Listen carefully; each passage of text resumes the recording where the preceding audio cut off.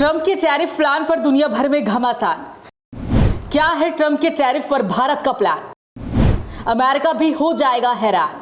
अब तक free trade के समर्थन में रहे अमेरिका में ट्रंप की सत्ता आई तो दुनिया भर से व्यापार को लेकर ट्रंप सरकार ने रणनीति बदल दी। ट्रंप ने अचानक से दुनिया भर के देशों पर व्यापार के लिए टैरिफ लगा दिया।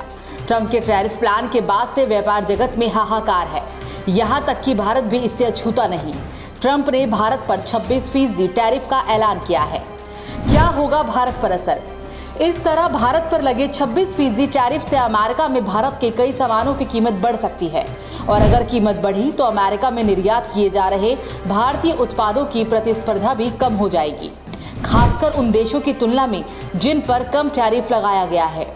भारत पर लगाए गए टैरिफ का सबसे बड़ा असर मेडिसिन पर होगा, जो कि भारत से सस्ती दर पर अमेरिका में सप्लाई हो रही है।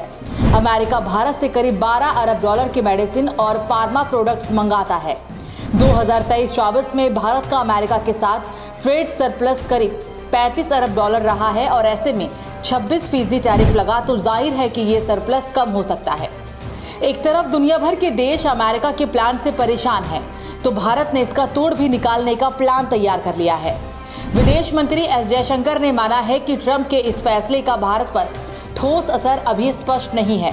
प्रभाव का आकलन करना जल्दबाजी होगी, लेकिन भारत ने इसे निपटने के लिए एक मजबूत योजना तैयार की है।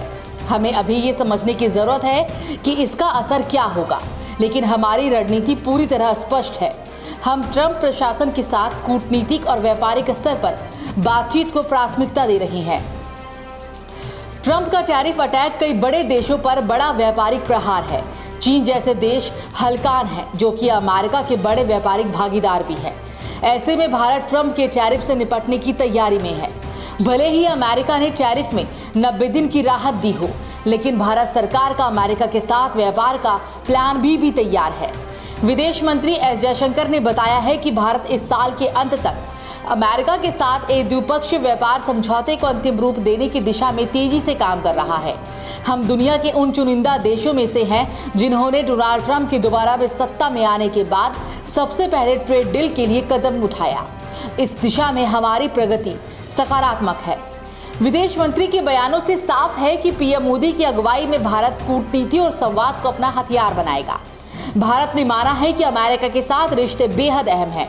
इसे समझे तो हालात ऐसे भी नहीं है कि दूसरे देशों की तरह भारत भी टैरिफ को लेकर चीन जैसे देशों की तरह अमेरिका से भिड़ने को तैयार हो।